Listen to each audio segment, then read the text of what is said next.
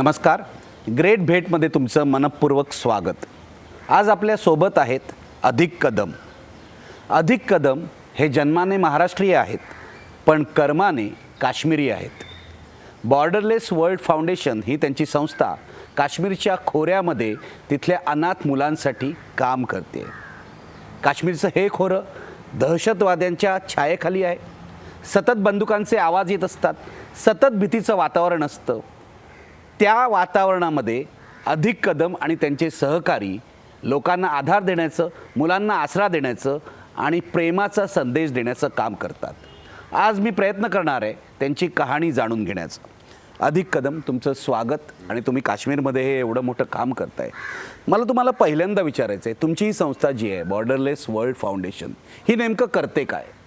Borderless world foundation ही आता या क्षणी मुलींसाठी काम करते. अशा मुली की ज्यांचे आईवडील मागच्या ह्या 20 ते 25 वर्षामध्ये एस्पेशली ज्यांची फायरिंगमध्ये किंवा ज्यांची क्रॉस फायरिंग कॉन्फ्लिक्टमध्ये किंवा दगडफेकीमध्ये वेगवेगळ्या कारणाने ज्यांची डेथ झालेली अशा, म्हणजे दहशतवाद्यांनी केलेल्या गोळीबारात आणि लष्करांनी किंवा पोलिसांनी केलेल्या गोळीबारात म्हणजे आमच्याकडे त्यांचे आईवडील मृत्यू पावलेले आहेत, अशा मुलांसाठी तुम्ही मुलींसाठी. आणि ह्या मुलींचे आईवडील म्हणजे कुणाचे आई वडील आतंकवादी असतील, कुणाच्या आईवडिलांना आतंकवाद्यांनी मारलं असेल, ज्यांना कुणीच नाही आहे, अशा मुलींना आपण सांभाळतोय. आणि ह्या 2002 पासून आपण सुरू केलं. कुपवाडा जिल्ह्यामध्ये पहिलं आम्ही घर हे 2002मध्ये ह्या संस्थेचं आम्ही सुरू झालं. 4 मुलींपासून सुरू केलं. त्याच्यानंतर आम्ही अनंतनाग जिल्ह्यामध्ये दुसरं घर सुरू केलं. तिसरं घर बडगाम जिल्ह्यात बिरवामध्ये तालुक्यात सुरू केलं. आणि चौथं घर हे काश्मीरी पंडित मुलींसाठी आम्ही जम्मूमध्ये सुरू केलं. जम्मूमध्ये तर अशा जवळजवळ 170-180 मुली आत्ता घरामध्ये रजिस्टर्ड आहेत. आणि 5 ते 55 मुली अशा आहेत की त्यांना आम्ही फक्त एज्युकेशन वाईज त्यांना आम्ही दत्तक घेतलेलं आहे. सो त्या मुली वेगवेगळ्या घरांमध्ये राहतात, कारण आमच्या घरामध्ये एवढी जागा नाही आहे, तर आम्ही वेगवेगळ्या घरामध्ये त्यांना इन्स्टॉल केलेलं आहे कुठं तरी. म्हणजे तुम्ही त्यांच्या शिक्षणाची जबाबदारी टोटली म्हणजे वी आर स्पॉट. मला इथे तुम्हाला थांबून हे विचारायचं आहे, तुम्ही जी 3 नावं घेतली, कुपवाडा, अनंतनाग आणि तिसरं काय नाव घेतलं? बडगाम बिरवा. बडगाम. जम्मूमध्येही तुमचं काम आहे. तिथे हिंदू मुली तुमच्या त्या सगळ्या अनाथाश्रमात आहेत. पण ही जी 3 नावं तुम्ही घेतली, कुपवाडा, अनंतनाग आणि बडगाम, या तिघांचं भौगोलिक स्थान काय हे जरा लोकांना सांगा.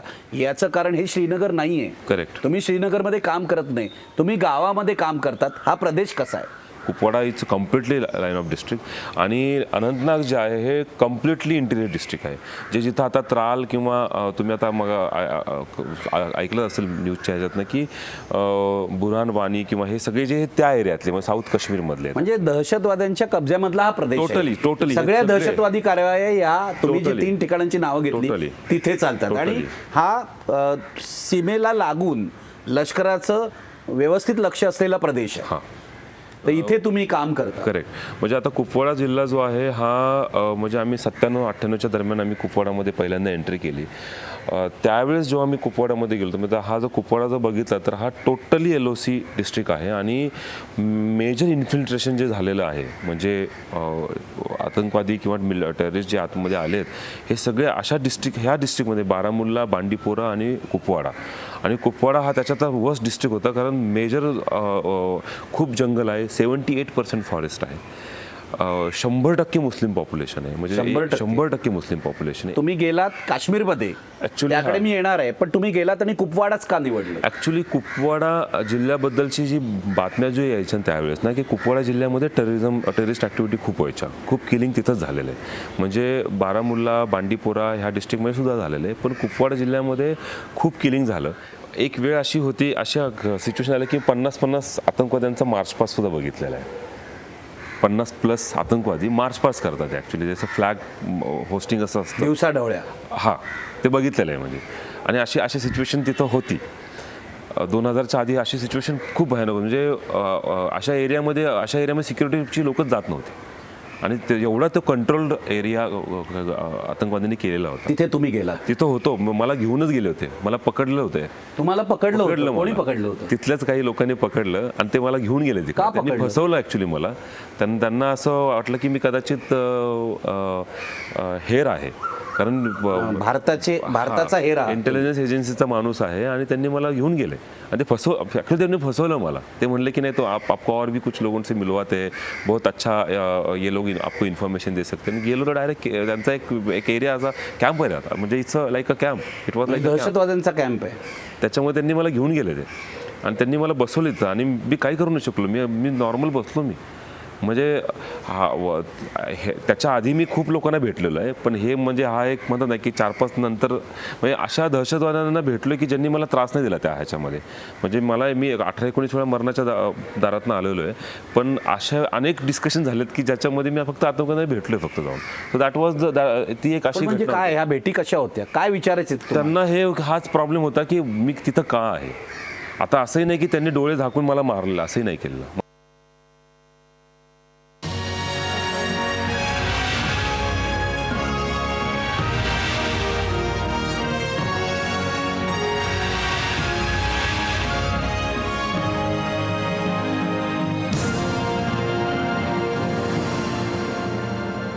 मला हे विचारायचं आहे, या सगळ्या वातावरणामध्ये फक्त मुलींसाठी काम करावं हे कधी जाणवलं? 2000च्या आधी जे आम्ही रिपोर्ट सर्वे रिसर्च करत होतो ना, त्या ह्याच्यामध्ये तुमच्या संस्थेची सुरुवात 2004ला झाली. 2002ला झाली. 2002ला झाली. त्याच्या आधी तुम्ही सर्वे करत होते. हां, आणि आम्ही बऱ्याच संस्थांसाठी काम केलं. म्हणजे पुण्यातही काही 1-2 संस्था, युनिसेफसाठी काम केलं. युनिसेफचा आम्ही एक पूर्ण रिपोर्टच केला होता. पूर्ण एका डिस्ट्रिक्टचा रिपोर्ट त्यांना आम्ही करून दिला होता. तो रिपोर्टच आला नाही परत.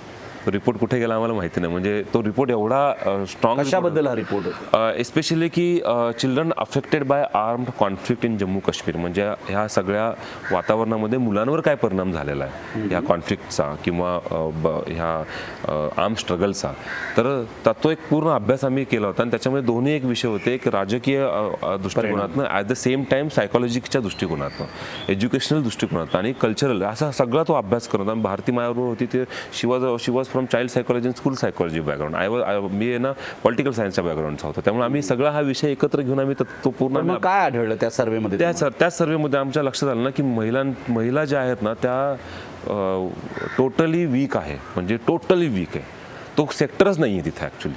म्हणतात ना की म्हणजे महिलांकडे लक्ष द्यायला कोणीही नाही. म्हणजे ते फक्त म्हणतात ना की it's a completely male dominating society. पुरुष प्रधान समाज आहे आणि आणि अशा समाजामध्ये जेव्हा गण असते ना त्या टायमाला तर स्त्रीला तर काहीच से नसतं. शी इज टोटली नम. म्हणजे पायाखाली पायाखाली ठेवलेले, पायाखाली सुद्धा नाही, चपलेखाली म्हणा पायाच्या, अशी परिस्थिती तिथं आहे. म्हणजे आम्ही बघितलेलं आहे की 14 वर्षाची 15 वर्षाची 16 वर्षाच्या मुली, त्यांना माहिती नाही आहे ॲक्च्युली. त्यांना कधी मातृत्वाला त्यांना कळतच नाही तर की आपण झालो.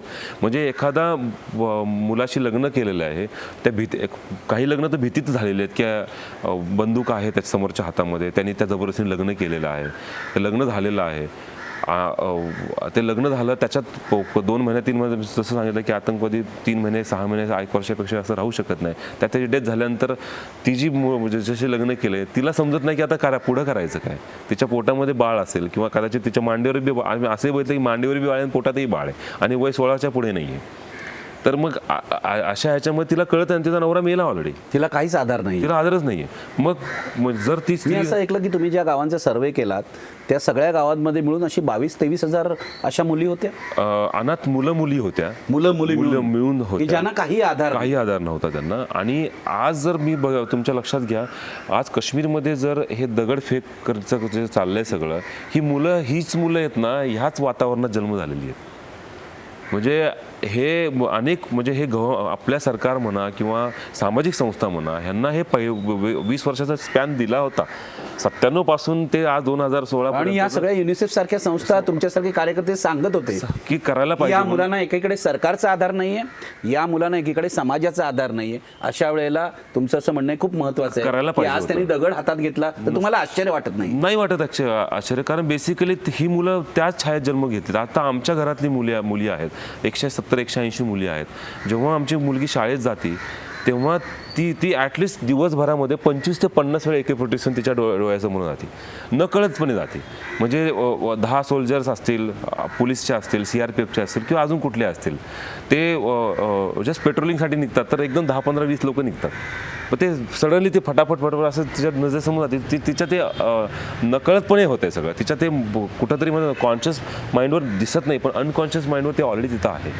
अशी मुलं आणि मुली ह्या वातावरणामध्ये जगतात, ते शिक्षणही घेतात ते, आणि ते आयुष्य काढतात ते. आता मी स्पष्ट सांगतो, ते जगत नाही, ते आयुष्य फक्त काढतात किंवा ओढतात, ते जगत नाहीत ॲक्च्युली.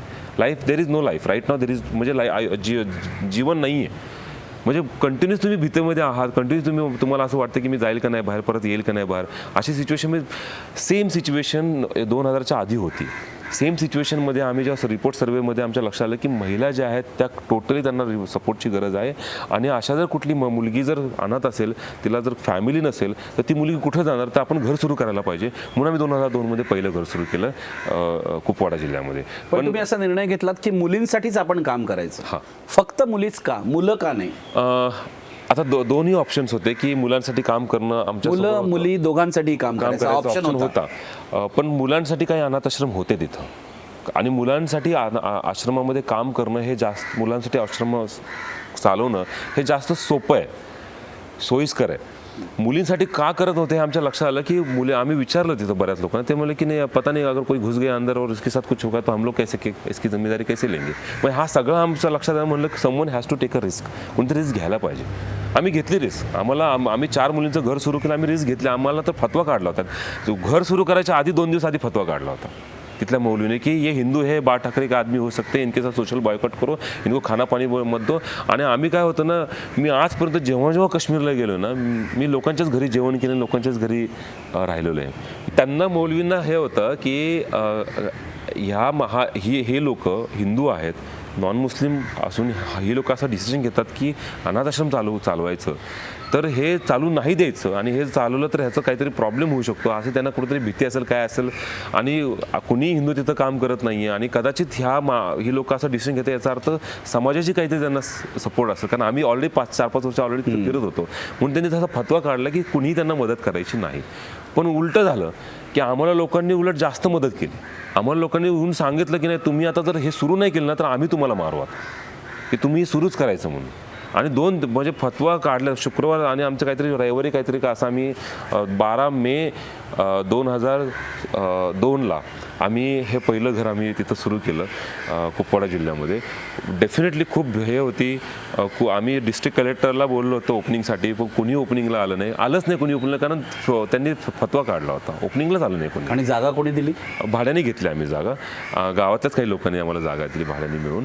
पण आम्ही शेवटी ना कुराण शरीफ वाचून एका अनाथ मुलीच्या हस्ते आम्ही त्याचं ओपनिंग केलं. तुमच्या या संस्थेचं नाव जे आहे ते सुद्धा वैशिष्ट्यपूर्ण आहे, बॉर्डरलेस वर्ल्ड फाउंडेशन. हे नाव का ठेवलं तुम्ही? बॉर्डरलेस वर्ल्ड म्हणजे सीमेच्या पलीकडे, सीमा नसलेलं जग. हां, बंधनाच्या पलीकडे. स्वतःमध्येच आपण खूप बंधनं टाकून ठेवलेली आहेत ना, त्याच्या पलीकडे जायचं आहे आपल्याला. चिलियाना म्हणून एक गाव आहे पाकिस्तानमध्ये, आणि टिठवल म्हणून गाव आहे इंडियामध्ये, ते आपल्या ह्याच्यामध्ये. मध्ये एक वाहती किशनगंगा रिव्हर, त्या रिव्हरला आपण किशनगंगा म्हणतो त्या रिव्हरला, आणि पाकिस्तानची लोक त्याच रिव्हरला नीलम रिव्हर म्हणतात. दोन्ही गावामध्ये आम्ही पलीकडच्या गावात आम्ही जाऊ शकत नाही, कारण बिलकुल म्हणजे वरच्या पर्वतरांग आहे ॲक्च्युली, आणि बिलकुल ह्या उतारावर हे गाव आहे, आणि ह्या उतारावर दुसरं गाव आहे, आणि मधून नदी वाहते. आणि वरच्या टॉपवर इंडियन आर्मी आहे, तिकडे पाकिस्तान रेंजर्स आहेत. तर तिथे खाली काही जरी मुवमेंट झाली ना तरी फायरिंग करतात. पण कधी कसं की समजा काही कल्चरला काही कार्यक्रम असतात कार्यक्रम काही तिथं, मग ते लोक थोडंसं ढील देतात. तर आम्ही त्या टिठवल गावामध्ये गेलो होतो, तर आम्हाला जवळजवळ 14-15 किलोमीटर चालायचं होतं. चालत आम्ही त्या गावात पोचलो. त्या गावामध्ये ढोलचा आवाज येतो. मग भारतीने विचारलं की क्या चल रहा है, तो उन्होंने कहा कि हाँ शादी है. तो दीदी ने पूछा, भारती ने विचारलं की किसकी शादी है, उन्होंने बोला कि दुल्हन है हमारी. तो दीदी बोला की अच्छा ठीक आहे, तो मैं मिळूंगी ना, मतलब तिथं मुलगी आहे ती जाऊ शकते आता, म्हणून ती गेली. तर पुढे जात होती त्यांच्यावर, तर नाही दुल्हन वो पार आहे. तर म्हणलं पार म्हणजे उन्होंने कहा तिकडे पलीकडच्या गावात आहे. उधर है वो। तो उन्होंने कहा फिर वो वहाँ से गए, उन्होंने कहा नहीं नहीं उधर नहीं जा सकते। उन्होंने कहा क्यों, नहीं, इधर ये है ना, ये LOC है ना, ये बॉर्डर है, इधर से आगे नहीं जा सकते हम लोग। तो उन्होंने कहा फिर आप कैसे, उन्होंने कहा हम भी नहीं जाएंगे। फिर उन्होंने कहा शादी कहाँ पर है, तो उधर ही शादी है, हम इधर से सेलिब्रेट करेंगे ना। अच्छा, दुसऱ्या पलीकडच्या गावात शादी आहे, या गावात आम्ही ती साजरी करणार आहोत. तर मग आम्ही बसून मग आम्ही चौकशी केली की काय आहे, तर ते म्हणले की नाही हमारे अंकल असे सगळे ते नाती आहेत, त्यांची मुलगी आहे, आमचे इथं आम्ही सगळे हे रिलेटिव्ह आहेत, आमची हमारी मासी उधर आहे, कोई अंकल इधर आहे, दुसरा अंकल उधर आहे, असे सगळे त्यांनी आम्हाला सगळ्या स्टोरी सांगितल्यानंतर म्हणलं की अरे हे तर म्हणतात ना की ॲक्च्युली फॅमिली आहे टोटली, फक्त अर्धी झाली आहे ह्या लोकांनी LOC मुळे अर्धी झाली. तर आम्ही त्यांना सगळं विचारलं. मग 2-3 दिवस आम्ही तिथं होतो. लग्न झालं पलीकडं, ती दुल्हनचं ते सगळं मेहंदी रात, मग इकडं सुद्धा मेहंदी रात होती. दुसऱ्या दिवशी तो दुल्हा आला, तर हे लोक सुद्धा वो गाणं काश्मीरी टिपिकल ते गाणं गातात लग्न जेव्हा मुलगी जात असते. तर हे सगळं आम्ही बघितलं. म्हणजे आम्हाला काय ना, मला पाकिस्तानबद्दलचा राग माझ्या घरांमधनं दिलेला आहे ना, क्रिकेट मॅचमधनं असेल नाही तर अजून कशामधनं असेल. आणि सडनली माझ्यासमोर एक पाकिस्तानचं गाव आहे आणि इथला गावामध्ये इथला जो टिटवाला जो इंडियन म्हणतो की नाही उधर दुल्हनियावर हम सेलिब्रेट करेन, तर मला आहे ना कन्फ्यूज झालो मी टोटली. म्हणजे इथं आम्ही पाकिस्तान म्हणलं की असं करायचो, तिथं सडनली मी काहीच करायला लावलं. म्हणजे मी कन्फ्यूज झालो की आता हे असं कसं काय. तर एक वेगळा अप्रोच मिळाला. सेम ते झालं लग्न 5-7 दिवसानंतर 7व्या दिवशी का 6व्या-7व्या दिवशी पलीकडच्याच गावामधले एक गृहस्थ वारले. एक 87-88 वर्षाचे गृहस्थ होते आणि त्यांचा जनाजा जसा चालला होता, घेऊन चालले होते, तसंच ह्या गावात सुद्धा लोक चालले होते. आणि जिथं त्यांना दफन केलं तसाच एक छोटासा चौथरा यांनी सुद्धा इथं बांधला त्याच्या नावाचा. आणि सगळेजण प्रे करत होते. हे सगळं घटना एक आठवड्यामध्ये बघायला मिळाली. आणि तेव्हा ते एक हे आलं की अरे ह्या लोकांना तर बॉर्डर हा प्रकारच नाही आहे ॲक्च्युली. हा उलट मला त्या लोकांकडे संदेश, म्हणजे मी तुम्हाला म्हणतो काश्मीरमध्ये मी त्या लोकांना द्यायला का नाही गेलो, त्या लोकांनी मला देत गेलेत ॲक्च्युली. ही शिकवण किती मोठी आहे ना. ही माझ्या मनामधली जी द्वेष आडी असेल, तेढ असेल, हा तेढ तो माणूस मला तिथला माणूस माझ्या काढतो. हे तर बॉर्डरलेस वर्ल्ड ह्या संस्थेचं नाव जे आहे ना, हे त्या घटनेतून आलेलं आहे. तर म्हणून आम्ही तसंच नाव ठेवलं आणि आम्ही तसंच काम करत राहिलो. घाबरवण्याचा खूप प्रयत्न केला, पळवून लावण्याचा प्रयत्न केला, पण नाही, भैया नहीं जाएगा, भैया हमारे लिए यहाँ रुकेगा. उसको इतना डर, भैया यहाँ से भाग के नहीं जाएगा, भैया रुकेगा. कोई भी आए, कितना भी कुछ करे, कितना भी धमकाए, नहीं भैया जाएगा. तो त्यांना आहे ना की त्यांना हे की कोणतरी माणूस त्यांच्या आयुष्यामध्ये पाहिजे.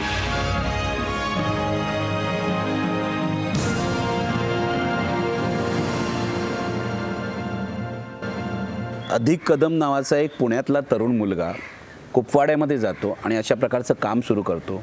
हे किती कठीण आहे याची मला जाणीव आहे. मला हे विचारायचं आहे, तिथल्या लोकांनी कशी मदत केली तुमच्या बरोबर, तुमच्या बाजूनी खांद्याला खांदा लावून कोण उभं राहिलं? त्या घर सुरू करताना समजा आता मुली येत असतात आमच्याकडे ॲडमिशनसाठी. पण ह्या मुली कोण घेऊन येतं? म्हणजे सरकारी यंत्रणा घेऊन येते, लोक घेऊन येतात, लष्कर घेऊन येतं, कोण घेऊन येतं? नाही, ॲक्च्युली आता सगळेच घेऊन येतात आहे. पण त्यावेळेस म्हणजे सरपंच असायचे गावातले. किंवा आम्ही काय केलं होतं ना की आम्ही ह्या सर्वेच्या दरम्यान आम्ही दरम्यान खूप हे जे सिनियर लोक जे आहेत ते खूप कॉन्टॅक्टमध्ये आले. आणि लोकांना एक म्हणतात ना कौतुक बी होतं की अरे इथं मागच्या 8 वर्षामध्ये कुणीच आलेलं नाहीये. 7-8 वर्षामध्ये म्हणजे जे काश्मीर पंडित गेल्यानंतर कुणीच, आणि हे महाराष्ट्रातून आणि हे डायरेक्ट आले, तर लोकांना एक कौतुकही होतं. आणि असं नाही की ती त्यांच्या मुलांना मदत करतोय म्हणून असं नाही. इव्हन बेसिक त्यांच्यामध्ये बेसिक तेवढा चांगुलपणा आहे. फक्त तो चांगुलपणा बघण्यासाठी ना त्यांच्यापर्यंत जायला पाहिजे कोणतरी. कुणी जातच नाही त्यांच्या. आणि मी तिथं गेलो म्हणून मला त्यांचा तो चांगुलपणा दिसला. म्हणजे आज फतवा काढलाय, 50,000 लोक समोर आहेत. त्या फतव्यामधली लोक मला येऊन सांगतात की अधिक भैया आपको ये काम करना ही आहे. हे मौलवींनी आमचं काश्मीर खराब केलेलं आहे म्हणले, ह्या मौलवीने आमची डोकी खराब केली आहेत. लेकिन तुम्ही लोक चांगलं काम करायला, तुम्ही इथं अजिबात जायचं नाही, तुमचं संरक्षण आम्ही करू. पण जर तुम्ही काम नाही केलं तर तुम्हाला कुणी वाचवणार नाही म्हणले, आम्हीच तुम्हाला मारू, कारण आम्ही आता तुमच्यासाठी हा लढाई करणार आहे. तर हे 2002मध्ये लोकांचा सपोर्ट आला. आणि मग कुणी आम्हाला टेलिफोन बूथ फ्री नाही, आपको यहाँ से जितने कॉल करणे आप कॉल कर लो, आपको कोई पैसा नाही लेणे लेंगे. आम्हाला जेव्हा घर सुरू करायचं होतं, आमच्याकडे 1.5-2 लाख रुपये म्हणजे पैसे नव्हते, पण 1.5-2 लाखाचं सामान घ्यायचं होतं. तर मार्केटमधून आम्हाला टोटल लोकांनी हे आपको जो लेना आहे मार्केट से ले लो, आपको जो लोकांनी फुकट दिलं, देऊन टाकलं. 1.5 लाखाचं 2.5 लाखाचं सामान देऊन टाकलं. ते म्हणले नाही आप लेके जाओ, आप घर शुरू कर लो, जो करना आप कर लो शुरू. आणि आम्ही झालं सुरू आमचं 4 मुलींचं घर. पण मग काम पुढे कसं गेलं? 4 मुलींपासून सुरुवात झाली, आज तुमच्याच म्हणण्याप्रमाणे 170 मुली आहेत आणि 4 ठिकाणी हे तुमचे जे काही आसरे आहेत ते सगळीकडे आहेत. जम्मूमध्ये सुद्धा आहे. काम पुढे कसं गेलं? 2002 पासून ते 2006 पर्यंत आम्ही 4 वर्ष त्याच घर आम्ही कंटिन्यू करत होतो, कारण आम्हाला एम्प्लॉईज कुणी मिळत नव्हते.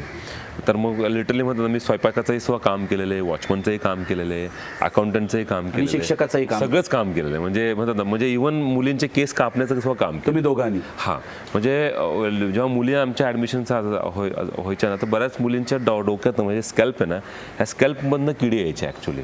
म्हणजे त्यांना त्यांची काळजीच कुणी घेतली पण मग हा संसार वाढला कसा? लोकांना बेसिकली लोक आमच्याकडे बघत होते. लोक आमच्याकडे बघत होते की हे करतात काय. 4 मुलीच्या 10 मुली झाल्या आणि बिलकुल 1.5 महिन्याच्या स्पॅनमध्ये, 2 महिन्याच्या स्पॅनमध्ये त्या 10 मुली झाल्या. आणि लोक बघत होते की हे काम कसं करतात. मग आम्हाला 3-3.5 महिन्यानंतर आम्हाला एक मॅनेजर मिळाली. ती 2 महिनेच टिकली. त्याच्यानंतर अजून एक मॅनेजर मिळाली, ती आता सुद्धा टिकलेली आहे. ती अजून सुद्धा काम करते ती मॅनेजर. पहिले 6-8 महिने वॉचमन जो आहे फ्रीमध्ये कामाला आला. मॅनेजर पहिले 3-4 महिने फ्रीमध्ये कामाला आले. म्हणजे स्थानिक लोकांनी आम्हाला मदत केलीच आहे. सेम प्रॉब्लेम ह्या डिस्ट्रिक्टमध्ये सुद्धा आहे, सेम प्रॉब्लेम त्या डिस्ट्रिक्टमध्ये सुद्धा आहे. तर आपण बेसिकली थोडंसं एक्सपान्शन करूया आणि कुपवाड्यापासून अनंतनाग, बडगाम आणि देन आम्ही जम्मूमध्ये 2000. जम्मूला का काढलं ते मला विचारायचं आहे. कारण हा सगळा कुपवाडा, अनंतनाग, बडगाम हा जो भाग आहे हा मुस्लिम बहुल आहे. मुस्लिम लोकांची लोकसंख्या तिथे जास्त आहे. पण मग जम्मूला जावं असं का वाटतं? कारण जिथे हिंदू बहुसंख्या. या ॲक्च्युली रजौरी, पुंछ हा सुद्धा बॉर्डर एरिया पडतो, म्हणजे जम्मू रिजनमध्ये. तिथं सुद्धा खूप फायरिंग आणि तिथं खूप शेलिंग तिथं होतात आणि बरीच लोक आहेत ना, फॅमिलीज टोटली लॉस होतात, मुलं सुद्धा मरतात. मग एखादं कुणी जिवंत झालं तर मग त्यांचं काय करायचं म्हणून अशा ज्या केसेस समोर आल्या आमच्या. आणि मी तिथं सुद्धा सर्वे केलं. मी कुपवाडा, जम्मू काश्मीरच्या प्रत्येक जिल्ह्यामध्ये राहिलेलो आहे. जम्मू काश्मीरमधल्या, नुसतं काश्मीर नाही, जम्मू काश्मीरमध्ये राहिल्यावर दिसलं काय तिकडे? जम्मू रिजन जो आहे हा रिजन टोटली हिंदू बहुसंख्याक आहे. काश्मीर हा व्हॅली जे आहे टोटली मुस्लिम बहुसंख्याक आहे. लेह लडाख जो आहे टोटली बुद्धिस्ट पॉप्युलेशन आहे. करगिल, द्रास, करगिल, झंस्कर हा सगळं ह्याच्यामध्ये मिक्स पॉप्युलेशन, पण बेसिकली शिया पॉप्युलेशन आहे. तर हा सगळा जो जम्मू काश्मीरचा जो भाग आहे हा स्प्लिट झालेला आहे वेगवेगळ्या म्हणतात ना फेथमध्ये. काश्मीरमध्ये काश्मीरी पंडित होतेच ॲक्च्युली. ते काश्मीरी पंडित बाहेर जाणं हे आपले दुर्दैव आहे ॲक्च्युली, की काश्मीरी पंडितांनी बाहेर नव्हतं जायला पाहिजे. हे दुर्दैव आहे. आतंकवादाचं जे प्रमाण जे जास्त जाणवतं ते जे काश्मीर व्हॅलीत जाणवतं याचं कारण म्हणजे तेच आहे ॲक्च्युली, की जम्मूमध्ये तुम्हाला हिंदू बहुसंख्यक दिसतात, लेह लडाखमध्ये बुद्धिस्ट, तर तिथं तुम्हाला हे फक्त इथंच दिसतं ॲक्च्युली. तर कुठंतरी आहे ना इथल्या समाजावर धर्माचा एक कुठंतरी इम्पॅक्ट फार मोठ्या प्रमाणामध्ये आहे आणि तो आहेच आहे. आणि त्याच्यामुळं खूप इझी आहे काही म्हणतात ना की विदेशी शक्तींना किंवा काही अशा निगेटिव्ह माइंडेड लोकांना की त्याचा वापर करून तिथल्या एनर्जीला किंवा तिथल्या यूथला किंवा तिथल्या समाजाला भडकवणं हे त्यांना. हे बरोबर आहे. माझं म्हणणं आहे, आपण काश्मीरची, जम्मू आणि काश्मीरमधली तिथल्या धार्मिक तेढ जी आहे तिची अनेक वेळा चर्चा करतो. मला हे विचारायचं आहे, राजकारणाची चर्चा होते. कधी तरुणांनी दगड हातात घेतला की पुन्हा एकदा लष्कराचा वापर करावा की नाही ही चर्चा होते. हा जो 5,000 गावांचा सर्वे होता त्यातून जे आढळलं की या सगळ्या कॉन्फ्लिक्टचे जे समाजशास्त्रीय परिणाम आहेत, जे मानसशास्त्रीय परिणाम आहेत, लोकांच्या कुटुंबावर झालेले, लोकांच्या मनावर झालेले, ह्याची चर्चा होताना दिसते का कधी? हां, 2014 पर्यंत अशी चर्चा नव्हती आणि लोक लिहितात बेसिकली. पण मागच्या 2 वर्षामध्ये, 2-3 वर्षामध्ये बऱ्यापैकी डिस्कशन्स होतात आणि ओपन स्पेस मिळते लोकांना. लोक बोलतात ते, सोशल मीडियातनं बोलतात ते. पण इनिशियल लेवलला आम्ही बघितलं ना तर सेच नव्हता बाहेर कुठे. नाहीच, सेच नाही आहे ॲक्च्युली. लोक बोलायलाच घाबरायचे. म्हणजे तिथं तसा प्लॅटफॉर्मच नाही. काश्मीरमध्ये थिएटर्सच नाही आहेत. सगळं आयुष्य विदीर्ण झालेलं आहे. नुसतं राजकारण नाही, सगळं आयुष्य विदीर्ण झालेलं आहे. आणि ह्याची ट्रीटमेंट जी आहे ना ती कुणीतरी सुरू करायला पाहिजे. आणि म्हणतात ना की ह्याच्यामध्ये ना कुणीतरी ना त्यांना एज्युकेट करायला पाहिजे, मेनस्ट्रीममध्ये आणलं पाहिजे आणि बोललं पाहिजे. हां, त्यांच्याशी जाऊन बोललं पाहिजे. एक्सप्रेशन जागा देणं, समोरच्या माणसाला एक्सप्रेशनला जागा देणं. आज हे दगडी मारतात बेसिकली हे एक्सप्रेशन आहे. त्या लोकांना जर आपण जागा दिली असती बोलण्याची तर कदाचित ही दगडी नसते, काहीतरी वेगळं असतं कदाचित. हीच एनर्जी आपण पॉझिटिव्ह ह्याच्यामध्ये कन्वर्ट करायला पाहिजे, पण नाही झालेली कन्वर्ट. अधिक मला हे विचारायचं आहे, असं वाटतं की आपण भारतीय लोक किंवा भारत असं नेहमी म्हणतो की काश्मीर हा आमचा अविभाज्य घटक आहे, पण भारत किंवा भारतीय जाऊन काश्मीरी लोकांशी बोलतच नाहीत, बरोबर आहे असं वाटतं मला. ॲज अ टुरिस्ट म्हणून सुद्धा आपण जाऊन बोलत नाही. म्हणजे मी कधी कधी असं खूप वेळा विचार करतो की अरे जे टुरिस्ट लोक काश्मीरमध्ये जातात, स्वतःचं जे मनावर जे वजन झालेलं असतं वर्षभराचं, 2 वर्षाचं, 10 वर्षाचं, ते थोडंसं 4 दिवस फिरायला जातात आणि सगळं तिथं उतरवतात. नुसता निसर्ग बघून येतात, पण स्वतःची निगेटिव्हिटी तिथं जाऊन सोडून येतात ना. हा ते निगेटिव्हिटीचा परिणाम आहे की सगळ्यांनीच जाऊन अख्ख्या देशाने जाऊन तिथं निगेटिव्हिटी सोडलेली आहे. तर आपण पॉझिटिव्हिटीचं काहीतरी काम करायला पाहिजे ना, बोलायला पाहिजे. मला पुन्हा आपल्या विषयाकडे यायचं आहे. मगाचा जो माझा प्रश्न अर्धवट राहिला, जम्मूला का काढला तुम्ही असं? हां, जम्मूला बेसिकली काश्मीरी पंडित आणि काश्मीरी हिंदू हे बऱ्यापैकी तिथं आहेत आणि मायग्रेशनचा म्हणजे आपल्या ह्या काश्मीर व्हॅलीमध्ये तिन्ही होम जे आहेत हे टेररिझमचे रिलेटेड केसेस आहेत. पण जम्मूमधल्या ज्या मुली ज्या आहेत ह्या बेसिकली मायग्रेशन रिलेटेड केसेस आहेत सगळ्या. म्हणजे त्या रजौरी पुंछमधनं आलेले मायग्रेट लोक असतील किंवा काश्मीरमधनं जे काश्मीरी पंडित जे मायग्रेट आहेत ते लोक असतील. आता जम्मूमध्ये हिंदूही मुली आहेत, मुस्लिम मुली आहेत. मला पुन्हा त्याच प्रश्नाकडे जायचं आहे की मगाशी ज्या वेळेला तुम्ही म्हणालात की आम्ही मुलींना विश्वास दिला, म्हणजे काय दिलं? कारण मुलींचं संगोपन ही भयंकर कठीण गोष्ट आहे. एकूणच मुलांचं सुद्धा संगोपन कठीण गोष्ट आहे, पण मुलग्यांपेक्षा मुलींचं संगोपन ही कठीण गोष्ट आहे. नेमकं विश्वास दिला म्हणजे काय दिलं आणि कसं दिलं? आता घाबरवण्याचा खूप प्रयत्न केला, पळवून लावण्याचा प्रयत्न केला, पण नाही, भैया नहीं जाएगा, भैया हमारे लिए यहाँ रुकेगा, उसको इतना डरा, भैया यहाँ से भाग के नहीं जाएगा, भैया रुकेगा, कोई भी आए कितना भी कुछ करे कितना भी धमकाए, नहीं भैया जाएगा. तो त्यांना आहे ना की त्यांना हे की कोणतरी माणूस त्यांच्या आयुष्यामध्ये पाहिजे की जो त्यांना त्यांच्या बरोबर आहे. बापही गेलेला आहे, कधी चुलता होता तर चुलताही मारला गेलेला आहे, बडा मोठा भाव असेल तर तो पळून गेला असेल, तो मिसिंग असेल, तेव्हा कुठेतरी ती मनामध्ये भीती कुणीच नाहीये आणि भैयाचा आधार आहे जो आहे त्याला सुद्धा समाजाची काही लोक त्याला. मग अधिक कदम या मुलींसाठी कोण आहे? मलाच नाही माहिती. मी त्यांचा ना कधी बाप म्हणून काम करतो त्यांचा. आता आमच्या काही मुलींचा आम्ही तर म्हणतात ना पालक म्हणून आम्ही लग्न लावले काही मुलींची, मोठ्या झाल्यात मुली. तर मग मला नाही सांगू शकत की त्यांचा मी भाऊ आहे, त्यांचा एक मित्र आहे का, त्यांचा एक वडील आहे का, अजून काही नातं आहे. पण एक आहे ना की माझं यांचं जे नाळ जोडले नाही ही फक्त प्रेमाने जोडलेली. हे आम्ही बायोलॉजिकल पेरेंट्स नाही आहेत, कल्चरली खूप डिफरंट आहे. काश्मीरच्या लोकांना पृथ्वीवर कुठला देश समजता स्वतः मला माहिती नाही actually, I don't want to go into that. पण ज्या लोकांबरोबर जे आहे ह्या लोकांना जर जिंकायचं असेल ना तर प्रेमानेच जिंकावं लागेल. आणि मुलींना जिंकलेले आम्ही, जेवढ्या काही मुली आहेत की ज्या आज कोल्हापूरमध्ये शिकते, पुण्यात शिकतात मुली, नाशिकमध्ये शिकतात, तिकडून येऊन इथे शिकतात ते मुली, त्या शिक्षण महाराष्ट्रात मराठी लोकांमध्येच घेतात आहे ना. तर कुठंतरी ती लोक आपल्याबरोबर जोडली गेले आणि हे असंच जोडावं लागणार आहे. त्यांना तो विश्वास आहे की आमचं इथं वाईट होणार नाही आहे, आम्ही उभं राहणार, आम्ही पायावर उभं राहणार, आमचं चांगलंच होणार आहे. हा विश्वास त्यांना ऑलरेडी आहे. त्यांनी बघितलेलं आहे, म्हणजे त्यांच्यासाठी स्वयंपाक करताना बघितलेलं आहे, त्यांच्यासाठी कपडे धुताना मी त्या मुलींचे कपडे धुतो. म्हणजे आईबाप जे करतात ते सगळं तुम्ही लोकांनी त्या मुलींसाठी केलं. It's a complete family. ही एक एवढं छान कुटुंब आहे ना आणि हे कुटुंब आम्हाला त्याचं स्प्रेड करायचं आहे. पण याच्यात अवघड प्रसंगही आले असतील. उदाहरणार्थ मुलींची संस्था चालवताना समाजाची नजर कायम स्वच्छ असते असं नाही. बरोबर आहे. तर हा माणूस मुलींची संस्था चालवतोय, चला याला आता बदनाम करूया, असंही झालं ना, अनेक वेळा झालं. एस्पेशली या 4-5 वर्षापूर्वीच फार मोठा आघात ॲक्च्युली आमच्यावर केला गेला. जम्मू काश्मीर राज्यामध्ये असा एक हे गिलानी जे आहेत, हुरियत कॉन्फरन्स आणि ह्या सगळे, ह्यांनी फतवा काढला. त्यांनी त्यांच्या मॅगझिनमध्ये त्यांचे मोठे काही मॅगझिन्स होते, त्या मॅगझिनमध्ये त्यांनी माझ्यावर मोठे पेजेस लिहिले आणि हे त्या पेजेसमध्ये टोटली असं होतं की हा माणूस इथल्या मुलींना धर्मांतर करण्यासाठी इथं आहे, इथल्या मुलींना घेऊन पुण्या मुंबईमध्ये हे विकतात करोड रुपयाला, असं लिहिलेलं होतं त्यांनी. आणि अशी लोक जेव्हा बोलतात ना ते लाखो लोक रस्त्यावरून हेच दगडी जे मारण्याचा हे प्रकार होतात ॲक्च्युली, कारण हे चिथवतात ना बेसिक. पण मग याला उत्तर कसं दिलं? नाही उत्तर दिलं याला.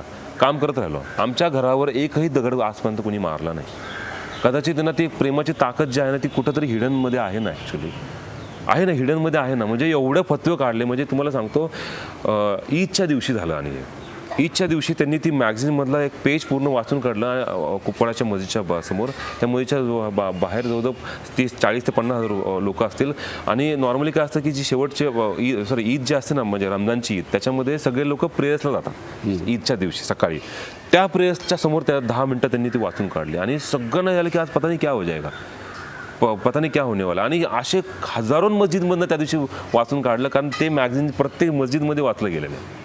पण तुम्ही फक्त काम करत राहिला. काम करत राहिलो. या सगळ्याला पैसे कोण देतं? कारण पैशाशिवाय काम उभं राहत नाही. पैसे कोण देतं? लोक म्हणजे मी खरं सांगू का, जवळजवळ 90% सपोर्ट आहे ना मराठी लोकांनी दिला. म्हणजे महाराष्ट्रातले लोक पैसे हो, देत आहेत. म्हणजे महाराष्ट्राच्या लोकांनीच मला तारलेलं आहे, एस्पेशली फायनान्सच्या बाबतीत असेल. इव्हन मुली पण याला नॅशनल इंटरनॅशनल काही फंडिंग नाही. नाही, काही संस्था अशा आहेत, जसं अमेरिकेमध्ये आशा फॉर एज्युकेशन आहे, किंवा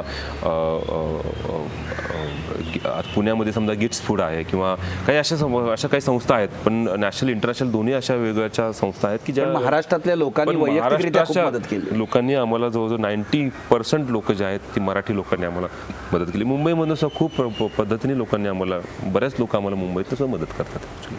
तर हा काश्मीरमधली जी आम्हाला मदत जी आहे ती एक वेगळ्या स्वरूपाची. ते इन काइंडमध्ये मदत देतील, तांदूळ पाठवतील, भाज्या पाठवतील. आता हा जो एवढा सगळा प्रकार चालू आहे दगडफेकीचा, सगळं बंद आहे काश्मीर. मग आता आमच्या मुली जेवत नसतील का? भाज्या मिळत नाहीत मार्केटमध्ये, मार्केटच बंद आहे. मग लोक काय करतात, शेतातल्या भाज्या काढून ना गठ्ठ्याच्या गठ्ठ्या आणून आमच्या घरामध्ये टाकतात की नाही हे करू. म्हणजे अशा परिस्थितीत लोक आम्हाला तिथं मदत करतात. त्यांना माहिती की हे काम चांगलं. पण पैशाची मदत बाहेरून, म्हणजे मुख्यतः महाराष्ट्रातून येते आणि बाकी आणि गव्हर्नमेंटची कुठं मदत घेतील नाही आतापर्यंत. ह्याचं कारण म्हणजे ना, लोक सहजपणे कुठली एजन्सी आम्हाला गव्हर्नमेंट एजन्सी म्हणून ब्रँड करू शकते. त्याच्यातनं माझा घात होऊ शकतो आणि लोकांचा विश्वासही उडू शकतो. म्हणजे बेटर आहे की आपण चांगलं लोकांकडनं मदत घ्यावी आणि लोकांसाठी मदत करा. अगदी बरोबर आहे. अधिक हे काम आता खूप वाढलेलं आहे. नुसतं मुलींचं संगोपन हे काम राहिलेलं नाही आहे. आता याच्यामध्ये ॲम्ब्युलन्स आलेले आहेत. याच्यामध्ये त्या मुलींना व्यवसाय शिक्षण देणं हेही तुम्ही करता. नेमकं काय काय करता? आत्ता मागच्या 1.5 वर्षापूर्वीच आम्ही एक डिसिजन घेतला की ज्या मोठ्या मुली आहेत तर त्यांना आपण वोकेशनल ट्रेनिंगमध्ये आणू आणि वोकेशनल कोर्सेस देऊन त्यांना फक्त कोर्सेस नको द्यायला, त्यांना बिझनेसेस आपण सेट करून देऊ, त्यांना उभं करू त्यांच्या पायावर. कारण आई वडील म्हणून आपण जेव्हा काम करतोय त्या टायमाला आपण नुसतं ट्रेनिंग करून त्यांना सोडून नाही देऊ द्यायला पाहिजे. मग ते परत अस्तव्यस्त होऊन जातील. म्हणून आम्ही काय केलं की पुण्यात, मुंबईमध्ये, नाशिकमध्ये, सोलापूरमध्ये काही मुलींना सॅनिटरी नॅपकिनचं ट्रेनिंग दे, काही मुलींना कम्प्युटर एम्ब्रॉयडरीचं ट्रेनिंग दे, काही मुलींना सिलाईचं ट्रेनिंग दे, काही मुलींना बेसिकली मतलब फास्ट फूडमध्ये ट्रेनिंग दे. असे वेगवेगळे कोर्सेस आम्ही मुलींना घडवले आणि हे कोर्सेस घेऊन मुली कुपवाडा जिल्ह्यामध्ये, आता आमचं पहिलं घर जे आहे कुपवाडाचं, तिथंच आमचं पहिला बिझनेस हाऊस मुलींचं सुरू केलं. आता हे का सुरू केलं याचं कारण बेसिकली आहे की आता आमची मुलगी जेव्हा ते कुठलीही मुलगी जाती मार्केटमध्ये तर पुरुष बसलेला असतो दुकानामध्ये, तिला जर सॅनिटरी नॅपकिन्स हवं असेल मेडिकल शॉपमध्ये तर पुरुष बसलेला असतो, ते लाज वाटते विचारायला, तर ती विकतही घेत नाही आणि ती यूजही करत नाही. मग ह्याचं सोल्युशन काय आहे की कोणतरी एक तिथं स्त्री पाहिजे की जी बेसिकली तर बसून बिझनेस करते. ह्यांचा जो बिझनेस जो आहे ह्याच्यामध्ये कुठलाही मेल पुरुष जो आहे तो जाणार नाही. तर हा जो आम्ही काय केलं, ह्या समाजामध्येच असं एक मॉडेल डेव्हलप केलं की इथं फक्त महिलाच रन करतील हे बिझनेस आणि फक्त महिलाच कस्टमर म्हणून जातील. आम्हाला असं वाटलं की इमर्जन्सी मेडिकल सर्व्हिस हा जो विषय आहे ह्या विषयामध्ये आपल्याला काम करायला पाहिजे. 1.5 वर्षापूर्वी आम्ही जम्मू काश्मीर राज्यामध्ये तातडीची वैद्यकीय सेवा सुरू केली. म्हणजे ही 5 किंवा 6 ॲम्ब्युलन्स आहेत. त्या 6 ॲम्ब्युलन्समध्ये 4 ॲम्ब्युलन्स ज्या आहेत त्या काश्मीर व्हॅलीत आता काम करतात, 2 ॲम्ब्युलन्स जम्मू साईडला काम करत होते. तर ह्या ॲम्ब्युलन्सचं उद्घाटन जे आहे ते चीफ मिनिस्टरनी केलं. म्हणजे जम्मू काश्मीरचे त्यावेळेचे जे चीफ मिनिस्टर होते मुफ्ती मोहम्मद सईद, आणि मुफ्ती मोहम्मद सईद मागचे ह्याच वर्षी गेले तर वारले, तर त्यांना दिल्लीला शिफ्ट केलं. त्यांना लंग्सचे प्रॉब्लेम झाला. त्यांच्या घरापासून ते एअरपोर्टपर्यंत ह्याच गाडीने त्यांना घेऊन गेले. याचं कारण त्यांच्याकडे गाडीच नाहीये. ही सरकारी ॲम्ब्युलन्स नावाचा प्रकार नाही. अख्ख्या सरकारी ॲम्ब्युलन्स जे आहे ना त्याच्यामध्ये काहीच नाहीये. त्याच्यामध्ये तुम्ही जगूच शकत नाही. आणि आपण ज्या गाड्या दिल्या त्या एवढ्या फुल्ली इक्विप्ड व्हेकल्स आहेत की ह्याचं यू कॅन ऑपरेशन करू शकता तुम्ही. आम्ही आत्ता आमच्या गाड्यामध्ये प्रेग्नंट लेडीज ते प्रेग्नन्सी आम्ही ते करतो, डिलिव्हरीच्या आम्ही केसेस घेतोय. म्हणजे तुम्ही ॲम्ब्युलन्समध्येच डिलिव्हरी डिलिव्हरी करतोय आम्ही, कारण कारण हॉस्पिटलपर्यंत पोहोचणारच नाही ते आम्हाला माहिती आहे. आम्ही कॉल घेतो, कॉल येतात आम्हाला. आता मोबाईल बऱ्यापैकी नेटवर्क आहे, कॉल आम्ही जातो आणि ते डिलिव्हरी करतोय आम्ही, करतात. आणि आम्ही हे काय केलं आहे, हे तिथल्या हेल्थ डिपार्टमेंटला गाड्या दिलेल्या आहेत, त्यामुळे आम्हाला रनिंग एक्सपेन्सेस नाही. आम्ही तिथले डॉक्टर्स सरकारचे सगळं आम्ही तो यंत्रणा हे करतो की जेणेकरून सरकारला ती सवय लागेल अशा गाड्या वापरण्याची, आणि सरकार पुढे दखल घेईल की अजून अशा गाड्या आणून लोकांसाठी सेवा उपलब्ध करण्याची. मुलं मुली तर अनाथ झालेले आहेत जे तुमच्या सगळ्या आश्रयामध्ये आहेत, पण काश्मीरला भारतानेच अनाथ मला असं वाटतं भारताने अनाथ नाही केलं, सगळ्यांनीच मिळून अनाथ केलेलं आहे. सगळ्या जगाने अनाथ केलं. सगळ्यांनीच अनाथ केलेलं आहे, सगळ्यांनी अनाथ केलं. आणि भारत जो आहे हा बेसिकली त्याच्यात विक्टम बनलेला आहे कंट्री, कारण आपण त्याच्या आपल्याकडे तो पार्ट.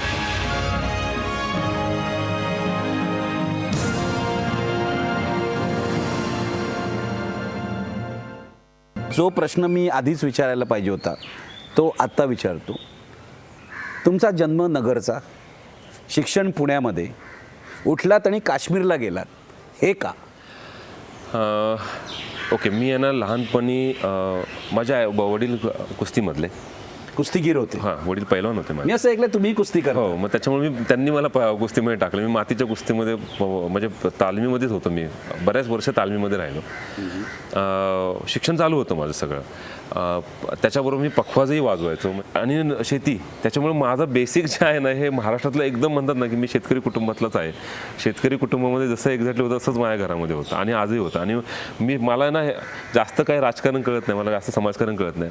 शेतकरी आहे, भूक लागली तर पोटाला जेवायला पाहिजे, एवढंच जीवन मला कळलेलं आहे. आणि एवढंच आयुष्य मला कळलं. मी एवढंच आयुष्य घेऊन त्या मुलींबरोबर राहतो की त्या मुलींना एवढीच गरज आहे ना, प्रेमाची गरज आहे. ते प्रेमाच्या भुकेला आपण प्रेमच द्यायचं, त्यांना शिक्षणाची गरज आपण त्यांना शिक्षणच देतो. हे बरोबर आहे, पण तुम्ही नगरहून पुण्याला शिक्षणासाठी आला, पॉलिटिकल सायन्सचं शिक्षण घेत होतात तुम्ही पुण्यामध्ये, उठलात आणि काश्मीरला गेलात, हे कसं घडलं आणि तिथेच राहायचं ठरवलं? कॉलेजमध्ये मला राज्यशास्त्राचा विषय होता आणि राज्यशास्त्राच्या विषयामध्ये 370 कलम, भारतीय राज्यघटना त्यातला 370 कलम आणि मग काश्मीर विषय.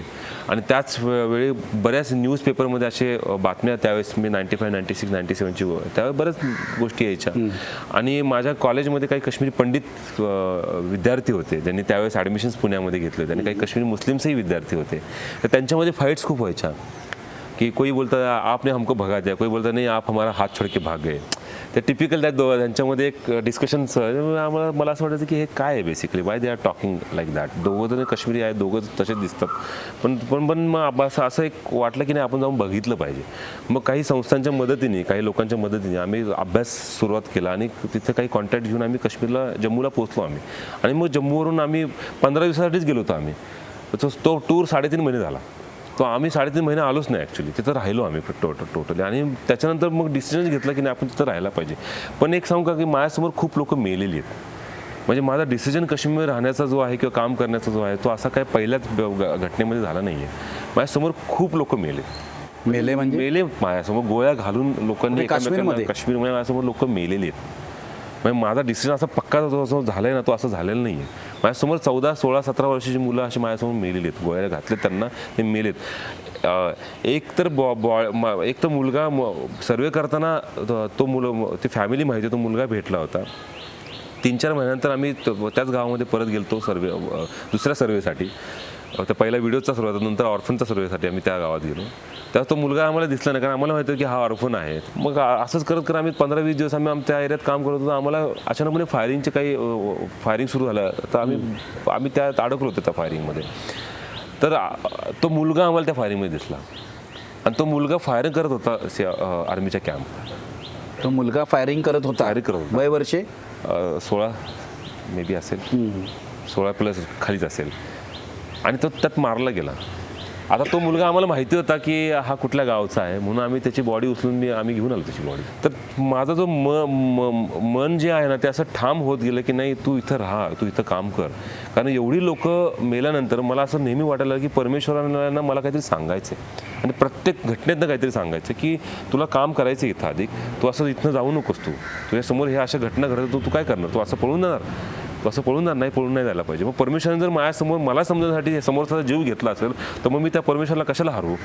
मी तो जीव त्याचा मी त्याला जिंकवायला पाहिजे ना, मग त्या परमेश्वराला जिंकवायलाच पाहिजे. मग आपण नाही, आपण काम करायचं, आपण थांबायचं, आपण त्या लोकांसाठी काम करायचं.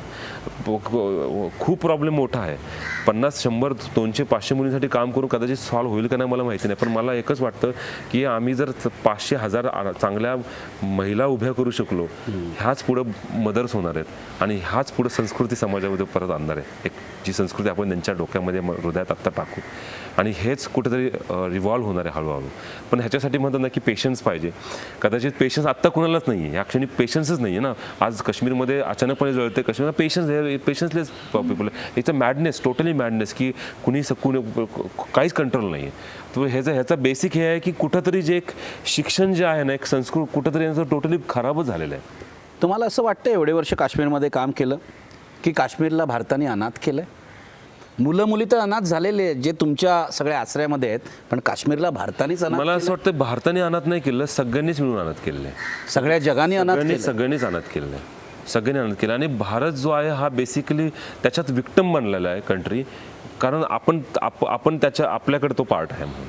तोच पार्ट कदाचित कदाचित ते लोक विक्टिम बनले असतील, पण सगळ्यांनीच मिळून त्याला अनाथ केलं. म्हणजे मी पर्टिक्युलर कंट्रीचं मी नाव नाही, सगळं जग मिळून काश्मीरवर अत्याचार करते. हां, सगळ्यांनीच अत्याचार केला ॲक्च्युली, एव्हरीवन. पण काय होणार पुढे या काश्मीरचं? ही मुलं 12-12, 13-13 वर्षाची मुलं हातात दगड घेऊन बाहेर येत आहेत, आतंकवादी काही जण त्याच्यातले बनत आहेत, नोकऱ्या नाहीत, काय होणार या सगळ्याचं? एक हे सांगू का की अनाथ जे केलं ह्याचं कारण म्हणजे मी परत तो विषय थोडासा हे करतो की मी सरकार आहे फॉर एक्झाम्पल, तर माझं लक्ष पाहिजे ना की मी छोटं सरकार जे आहे ते काय करते. बरोबर. म्हणजे मी फक्त पैसे दिले म्हणजे आता तू तुझं बघ असं नाही होऊ शकत. आपण जर काही प्लॅन्स केले असतील, काही नवीन काही स्कीम्स आणल्या असतील तर त्या तिथं जातात का, तिथल्या लोकांपर्यंत पोहोचतात? हे भारत सरकारने बघितलं नाही. एक्झॅक्टली, तिथं नाहीच केलं ना ॲक्च्युली, नाहीच आहे ॲक्च्युली. फील्डवर नाही आहे ॲक्च्युली काही. म्हणजे एवढा सगळा पैसा येतो तिथे पोहोचतच नाही, जातच नाही, तिथं लोकच जात नाहीत बघायला. आज मी तुम्हाला सांगतो, आता मी एवढं काम करतोय ना, जम्मूसाठी कदाचित आम्हाला डोनर मिळेल, आनंदासाठी डोनरच मिळणार नाही का, तर ते तिथं कोण जाणार बघायला. म्हणजे ही एक एवढी हे आहे की आज काश्मीरमध्ये तुम्ही बघितलं असेल, कुठल्याही टुरिस्टला मारलं नाही तिथल्या लोकांनी, कुठल्याही अमरनाथ यात्रेला उलटा वेगळ्या न्यूज येतात की त्यांना वाचवतात ते लोक ॲक्च्युली. म्हणजे हे की लोक का घाबरतात मला कळत नाही ॲक्च्युली. तिथं काय राक्षस लोक नाही आहेत ॲक्च्युली, त्यांचे प्रॉब्लेम्स वेगळे आहेत. त्यांचे प्रॉब्लेम्स जे आहेत ते कोणतरी ऐकायला पाहिजे आणि ते कोणतरी ऐकलं पाहिजे आणि ते सरकार दरबारामध्ये कोणतरी त्याची दखल घ्यायला पाहिजे आणि ते सरकारने ते करायला पाहिजे. That is a different role. पण आमच्यासारख्या लोकांचा रोल जो आहे तो आम्ही प्ले करणारच ना. म्हणजे मी वोटिंग केलं, सरकार निवडून दिलं म्हणजे सरकार बघेल असं नाही. माझं ह्या देशाचा नागरिक म्हणून माझं एक कर्तव्य आहे की तिथला समाज जो आहे तो सुद्धा माझा देशाचा भाग आहे आणि त्या समाजाला मला बरोबर घेऊन जायलाच पाहिजे. आज ती बॉर्डरवर जे राहणारे लोक जे आहेत ते लोक गोळ्या खातात तिकडच्या समोरच्या लोकांचे. त्या लोकांना लोक जर नसतील ना तर तो प्रॉब्लेम आपल्यापर्यंत सुद्धा कधीतरी येऊ शकतो ना. त्याच्यामुळे त्या लोकांना बरोबर ठेवणं म्हणजे काश्मीरमधली जमीन नको आहे आपल्याला, काश्मीरमधली माणसं पाहिजेत आपल्याला. नुसती जमीन घ्यायचं काय करायचं आपल्याला, काश्मीरची माणसं आपल्याला बरोबर घेऊन जायचे आणि त्याच्यासाठी ना आपल्याला वेगवेगळ्या पर्याय शोधले पाहिजेत. कोणी प्रेमाने बोललं पाहिजे, कोणी थोडंसं ताकदीने बोललं पाहिजे की आपण तिथे जायला पाहिजे. सगळ्यांनी काश्मीरवर प्रेम करायला पाहिजे. फक्त काश्मीरचं निसर्ग सौंदर्याचं प्रेम घेऊन आपण आपल्यामध्ये प्रेम नको टाकायला, आपण तिथल्या लोकांना प्रेम द्यायला पाहिजे आणि ते वेगळ्या मार्गातून द्यायला पाहिजे. त्यांच्यावर विश्वास टाकून द्यायला पाहिजे, त्यांना चर्चेसाठी बोलवलं पाहिजे, त्यांच्यासाठी वेगवेगळ्या सुविधा आपण हे करायला पाहिजे, द्यायला पाहिजे. पैसा खूप देतोय आपण, तो पैसा पोचतो का नाही, त्या सुविधा तिथं होतात का नाही ह्याची कोणतरी दखल घ्यायलाच पाहिजे. पैशाबरोबर थोडंसं प्रेमही द्यायला पाहिजे. हां, पैशावर प्रेम द्यायला पाहिजे. मुलाखतीची वेळ संपलेली आहे. शेवटी काय म्हणशील? एवढ्या सगळ्या काश्मीरियतमधून तू आलायस, शेवटी काय म्हणशील? मला सामाजिक संस्था ही चालवताना, ही रन करताना ह्याची पूर्णपणे जाणीव आहे की मला कुठल्याही प्रकारचा एम्पायर उभं करायचं नाही आहे. उलट हे संस्था बंद पडायला पाहिजे. ही मुली अनाथ होतात म्हणून आपलं काम करावं लागतं आणि माझी तशी गरज नसायला पाहिजे होती, पण हे करायला लागते म्हणून आपण तिथं काम करतोय. मी हेट नाही केला म्हणून मला कुठंच हेट नाही मिळालं. हे प्रेम करत गेलो तर मला प्रेमच मिळालं. मला असं वाटतं काश्मीरवर जर आपण सगळ्यांनी प्रेम करत राहिलं आपलं प्रेम मिळेल. आपण त्यांच्यावर विश्वास ठेवलेला नाही आहे, आपण ट्रस्टच करत नाही आहे. पण फर्म डिसिजन घ्यायलाच पाहिजेत. ॲट द सेम टाईम तो सॉफ्टनेस जो आहे ना तो ठेवलाच पाहिजे. दोन्ही गोष्टींचं हे जे आहे ना, म्हणजे ब्रेडच्या ज्या 2 स्लाईस असतात ना त्या जर जोडायच्या असतील ना तर मध्ये मक्खन टाकावं लागतं, त्याशिवाय ते जोडल्या जातात. आणि हे तुझं मक्खन जे आहे ते प्रेमाचं आहे. अधिक कदम, थँक्यू व्हेरी मच. आम्ही नेहमी घोषणा ऐकल्यात, काश्मीर हमारा आहे, पण तुमची मुलाखत ऐकून असं वाटतं खरोखरच असं म्हणता येईल अशा कामाने काश्मीर हमारा है. यस, कश्मीर हमारा है और हमको कश्मीर में जितना प्यार अगर हम लोग फैला सकते हैं ना उतना फैलाएंगे, उसी से कश्मीर हमारा बनेगा. धन्यवाद.